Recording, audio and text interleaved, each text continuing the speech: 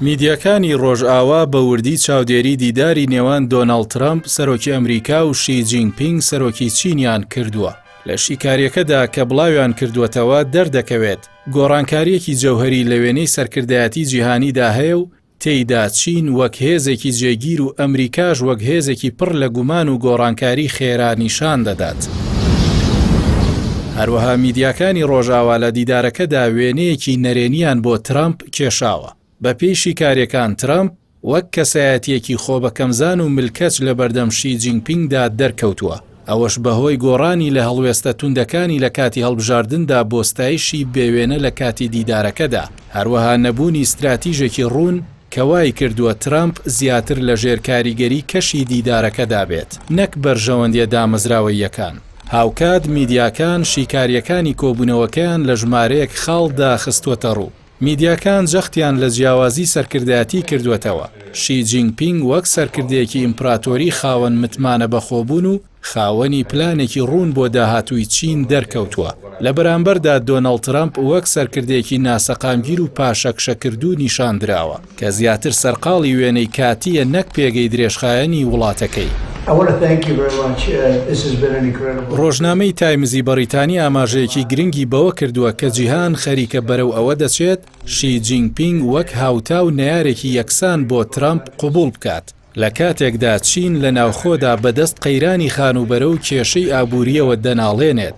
سەرەڕای ئەم کێشانش پێگەی دیبلۆماسی شی جینپینگ ئەوەندە بەهێز بووە کە توانیوێتی وەک لایەنێکی سەرکەوتوو لە هاوکێشەی هاوسەنگی هێزدا دەربکەوێت. ئەولێوێتی ترامپ زیاتر کەسایەتی و بازرگانی بووە. بە دوای گرێبەستی ئابووری خێرا و پەیوەندێکی شەخسی سەرکەوتوودا گەڕاوە بۆ ئەوەی وەک دەستکەوت لە ناوخۆی ئەمریکا بەکاری بێنێت. لە بەرامبەریشدا چین خاوەنی پاراستنی وتارێکی استراتیژی درێژخایەن بووە، نەکەوتوتە داوی دروشمە کاتیەکان و سەرنجی لەسەر جێگیرکردنی پێگەی جیهانی خۆی بوو. لە هەموو دیدارەکاندا شی جینپینگ هێڵە سوورەکانی بەڕوونی دیاری کردووە کە دیارترینیان دۆسیەی تایوانە. سەرۆکی ئەو وڵاتە هۆشداری توندیشی داوە کە هەر مامەڵەیەکی هەڵا لەگەڵ ئەم دۆسیەدا پەیوەندیەکانی هەردوو وڵات دەخاتە بارودۆخێکی زۆر مەترسیدارەوە. ئەوەش نیشانەی ئەوەیە کە چین لە پرسی سەروەریدا ئامادەی هیچ سازشێک نییە. خاڵی هەرە سەرنجڕاکێش لەم شیکاریەدا هەڵوێستی ترامپە بەرامبەر هۆشداریەکان. ترامپ بە جۆرێک لە ساردی و پشتگوێخستن مامەڵەی لەگەڵ هۆشداریەکانی تایوان کردووە. لە هەمان کاتدا ترامپ هەستی بە بێزاری کردووە لە پابەندیەکانی ئەمریکا بۆ پاراستنی تایوان کە تێچوویەکی زۆری هەیە. بۆیە لەبری ئەوەی فشار دروست کات پەنای بردووە بۆ ستایشی بێسنوور بۆ شی جینپینگ.